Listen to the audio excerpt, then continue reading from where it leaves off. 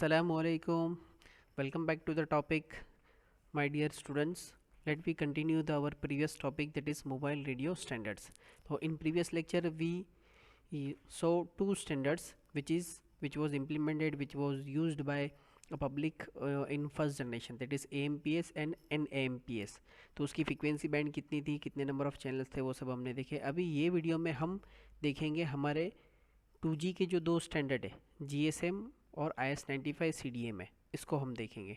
तो let's start. तो IS-95B, ठीक है, पहले हम देख लेते हैं IS स्टैंड फॉर इंटीरियम स्टैंडर्ड, ये उसका फुल फॉर्म है IS का. ठीक है, IS-95 CDM है, ये पूरा नाम है स्टैंडर्ड का, जिसमें IS का फुल फॉर्म क्या है, इंटीरियम स्टैंडर्ड. ठीक है, तो अब यहाँ पर IS-95A और IS-95B, तो पहला जो लॉन्च हुआ था वो IS-95 था. फिर उसको उन्होंने जब टेस्टिंग के लिए डेमोस्ट्रेट किया तो वो सक्सेसफुल हो गया. उसके बाद उनको पब्लिक के ऊपर इम्प्लीमेंट करने से पहले उन्होंने उसके अंदर थोड़ा सा चेंज कर दिया. तो उसके लिए उन्होंने पहले जो सिर्फ IS-95 जो टेस्ट किया था उसको उन्होंने नाम दे दिया, IS-95 के बदले क्या नाम दे दिया उसको, IS-95A नाम दे दिया. और जो मॉडिफाइड वर्जन जो उन्होंने एक्चुअल इम्प्लीमेंट किया पब्लिक में, उसको फिर उन्होंने नाम दे दिया IS-95B. ठीक है, तो क्या डिफरेंस था उसमें, ये थ्रू आउट द आंसर हम इसमें देख लेंगे, मैं आपको बताते जाऊंगा.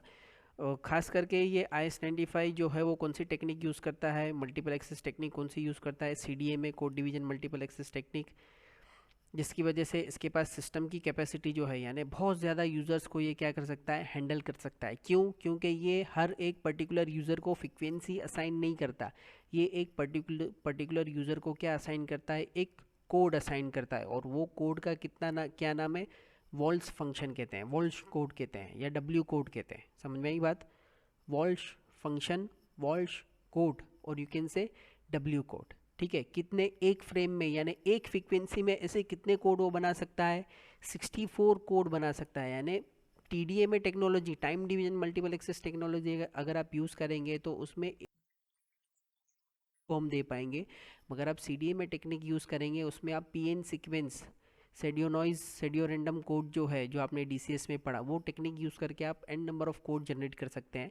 तो एक रेडियो फ्रीक्वेंसी में आप कितने यूज़र्स हैंडल कर सकते हैं, 64 डिफरेंट यूज़र्स को आप वही सेम चैनल असाइन कर सकते हैं. मगर हर यूज़र डिफरेंशिएट किया जाएगा विथ रिस्पेक्ट टू व्हाट, ना ही टाइम के ना ही फ्रीक्वेंसी के, बल्कि कोड के. हर एक स्टूडेंट का कोड क्या रहेगा, अलग रहेगा. जैसा कि आपका एक क्लास है EJ5I, ठीक है, अभी आप सब स्टूडेंट किसको बिलोंग कर रहे हैं, एक ही क्लास को बिलोंग कर रहे हैं, EJ5I, मगर फिर भी आप हर एक को इंडिविजुअली आइडेंटिफाई किया जाता है आपके रोल नंबर से, है कि नहीं. तो ये रोल नंबर क्या है, आपका कोड है, जिससे आप हर एक क्या हो जाते हैं, अलग अलग हो जाते हैं, डिफरेंट हो जाते हैं, मगर आप है एक ही क्लास के. तो इसी तरीके से CDMA के अंदर 65 यूज़र को एक ही फ्रीक्वेंसी हम दे सकते हैं, मगर हर एक यूज़र डिफरेंशिएट किया जाता है उसके कोड से. हर एक यूज़र को हम क्या देंगे, एक कोड देंगे. तो CDMA का जो एक फ्रेम बनता है, उस एक फ्रीक्वेंसी के फ्रेम में 64 वोल्ट्स कोड रहते हैं, जिसमें हम 64 यूज़र को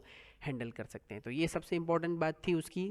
CDMA जो है वो क्या है, MDR है, ठीक है, मीडियम डेटा रेट सर्विस को सपोर्ट करता है. अब जब जैसे कि मैंने बोला कि IS-95 जो उन्होंने पहले टेस्ट किए थे, जिसको उन्होंने बाद में IS-95A नाम दे दिए, उसमें उन्होंने डेटा यूज़र के लिए कितना दिया था, 9.6 kbps का दिया था. ठीक है, ये उन्होंने टेस्ट किया, सब कुछ सक्सेस हो गया, मगर एक्चुअल में ये उन्होंने इम्प्लीमेंट नहीं किया, क्योंकि साथ ही साथ IS-95 के साथ साथ क्या था, GSM भी था. तो GSM भी इतना डेटा तो दे ही रहा था यूज़र को, 9.6 kbps का. तो बोले फिर लोग इसको क्यों यूज़ करेंगे, है कि नहीं. तो उन्होंने एक पर्टिकुलर यूज़र को 9.6 kbps का डेटा को उन्होंने क्या किया, इम्प्रूव करके कितने पे लेकर आ गए, वो 14.4 kbps पे लेके आ गए. ठीक है, 14.4 kbps पर आ गए. तो ये उन्होंने क्या कर दिया, डेटा बढ़ा दिया. और ये 14.4 kbps ये एक स्लॉट में देते हैं. ठीक है, तो ऐसे मैक्सिमम वो एक ही यूज़र को कितने स्लॉट दे सकते हैं, 8 स्लॉट दे सकते हैं. कितने यूज़र दे सकते हैं, कितने स्लॉट दे सकते हैं, कितने वोल्ट्स कोड दे सकते हैं. यानी एक वोल्ट्स कोड जो है वो पहले उसकी कैपेसिटी कितनी थी, 9.6 kbps की. फिर उसको उन्होंने नाम दिया IS-95A. मगर इनको क्या लगा कि GSM भी उतना डेटा तो दे ही रहा है, तो फिर उनमें और हम में फ़र्क क्या, कंपटीशन है ना. तो उन्होंने 9.6 को इम्प्रूव करके कितना दे दिया 14.4 kbps, यानी एक वोल्ट कोड जो है जो एक यूज़र को हम देते हैं वो कितने डेटा को सपोर्ट करता है 14.4 kbps को डेटा को सपोर्ट करता है।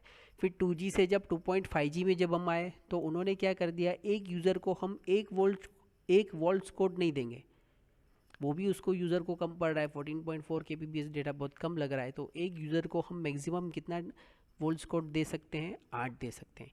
एक वोल्ट कोड की कैपेसिटी कितनी है डेटा की 14.4 kbps की, तो टोटल कितना हो जाएगा 14.4 kbps, ये एक वोल्ट कोड इतना डेटा प्रोवाइड करता है। तो ऐसा मैक्सिमम हम कितने एक यूज़र को देंगे स्लॉट्स, वो डब्ल्यू कोड कितने देंगे एक यूज़र को मैक्सिमम हम 8, तो मल्टीप्लाई बाय 8, तो आंसर क्या आया 115.2 kbps पर यूज़र, इतनी स्पीड उन्होंने क्या कर दी, प्रोवाइड कर दी। तो ये आइडियल फिगर था, एक्चुअल फिगर जो था जिसको हम थ्रोपुट कहते हैं, यानी अपने 115.2 kbps ट्रांसमिट किया मगर रिसीव कितना हुआ 64 kbps ही हुआ। तो एक्चुअल डेटा रिसीव कितना होता है विदाउट एरर, उसको क्या कहते हैं, थ्रोपुट कहते हैं। तो वो कितना था 64 kbps, क्योंकि हर यूज़र तो घर में बैठा नहीं है, कोई साइकिल चला रहा है, कोई कार चला रहा है, कोई 100 की स्पीड से कार चला रहा है, कोई 40 की स्पीड से कार या बाइक चला रहा है, कोई चलते चलते बात कर रहा है, चलते चलते नेट यूज़ कर रहा है, कोई ऑफिस में बैठ के यूज़ कर रहा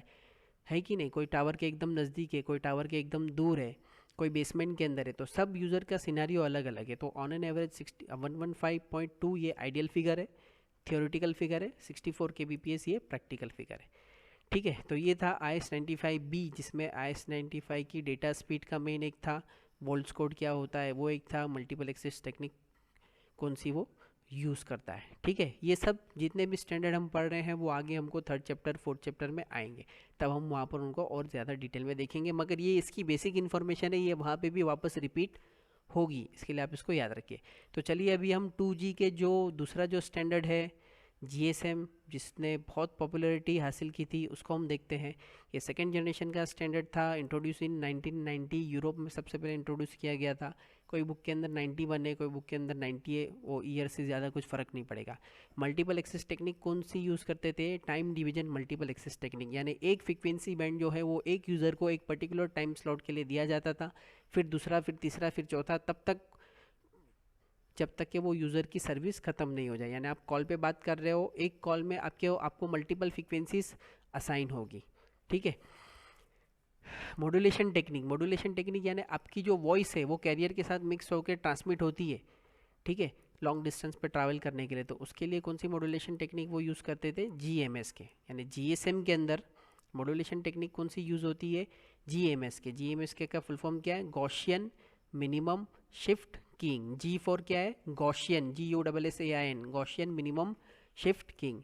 डुप्लेक्सिंग टेक्निक कौन सी थी, FDD फ्रीक्वेंसी डिवीजन डुप्लेक्स, यानी इनको भी एक स्पेक्ट्रम मिला था, वो स्पेक्ट्रम को उन्होंने क्या किया था, डिवाइड किया था। रिवर्स लिंक मतलब मोबाइल से बेस स्टेशन, तो 890 से 915 मेगाहर्ट्ज़, और फॉरवर्ड लिंक मतलब बेस स्टेशन से मोबाइल 935 टू 960 मेगाहर्ट्ज़। दोनों के बीच में चैनल स्पेसिंग कितनी थी, 45 मेगाहर्ट्ज़। जैसे हमने AMPS में कैलकुलेशन देखा था, ये कितने का बैंड हुआ, 25 मेगाहर्ट्ज़ का बैंड हुआ। एक मैं करके बताता हूँ, बाकी आप कीजिए।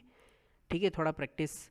तो बड़े में से छोटे को माइनस करना है, 915 माइनस 890 कितने का बैंड है, 25 मेगाहर्ट्ज़ का। तो ये बैंड हो गया, ये रिवर्स लिंक का बैंड हो गया 25 मेगाहर्ट्ज़ का। उसी तरीके से 960 माइनस 935, ये भी 25 मेगाहर्ट्ज़ का बैंड है। मैंने बोला था कि अपलिंक और अपलिंक डाउनलिंक या रिवर्स लिंक फॉरवर्ड लिंक का बैंड क्या रहेगा, सेम रहेगा। स्पेसिंग, ये जो नीचे वाला जो पॉइंट है, spacing between forward and reverse channel पर वो कितना है, 45 मेगाहर्ट्ज़, यानी रिवर्स लिंक का स्टार्टिंग और फॉरवर्ड लिंक का स्टार्टिंग माइनस करो तो 45 आंसर आना चाहिए। 935 माइनस 890, 45 आ गया। उसी तरीके से 960 में से 915 माइनस करो तो ये तो सीधा सीधा दिख रहा है। ठीक है, एक चैनल का बैंडविड्थ कितना है, 200 किलोहर्ट्ज़। AMPS में कितना था, 30 किलोहर्ट्ज़। फिर NMPS में कितना हो गया था, 10 किलोहर्ट्ज़। यहाँ पर कितना है, 200 किलोहर्ट्ज़ का। Number of duplex radio frequency channel कितने बनेंगे, 125। इसका एक छोटा सा फॉर्मूला है, जब हम थर्ड चैप्टर में GSM को स्टडी करेंगे तब डिटेल में देखेंगे कि भाई 125 कैसा आया। ठीक है। इंट्रोड्यूस इन यूएस में हुआ था as a PCS, personal communication system. GSM जो था वो सिर्फ स्पेसिफिकली एक पर्टिकुलर ग्रुप के लिए यूज़ हुआ था। इसके लिए पर जीएसएम को पहले क्या कहते थे, ग्रुप स्पेशल मोबाइल, यहाँ पे लिखा है ना, पर्सनल कम्युनिकेशन सिस्टम था। फिर उसके बाद क्या हो गया, वो बहुत फेमस हो गया, पॉपुलर हो गया, तो उसको ग्लोबली कर दिया, तो global system for mobile communication आ गया। जीएसएम के अंदर एडवांसमेंट क्या हुआ, तो जीएसएम 2G में आया था, फिर 2.5G में एक नई चीज़ आ गई, डेटा को उन्होंने इम्प्रूव किया high speed circuit switching data technique use करके। फिर 2.5G में GPRS पैकेट स्विचिंग यूज़ करके उन्होंने general packet radio service use किया, उसमें और डेटा इम्प्रूव किया। और 2.7G में उन्होंने एज लेकर आया, जिसमें अप्रोक्सीमेट 9.6 kbps से वो कहाँ चले गए, अप्रोक्सीमेट 383 kbps तक उन्होंने डेटा की स्पीड क्या कर दी, एनहांस कर दी एक पर्टिकुलर यूज़र के लिए। ठीक है, एज क्या है, enhance data rate in GSM environment. तो ये 2.7G, ये सब GSM के ही एडवांस वर्जन है। ठीक है, तो ये दो स्टैंडर्ड जो हमने देखे IS-95B और GSM, ये दोनों क्या थे, 2G के थे। नेक्स्ट लेक्चर में हम 3G के स्टैंडर्ड देखेंगे, कंटिन्यू करेंगे यही टॉपिक को। जज़ाकल्लाह।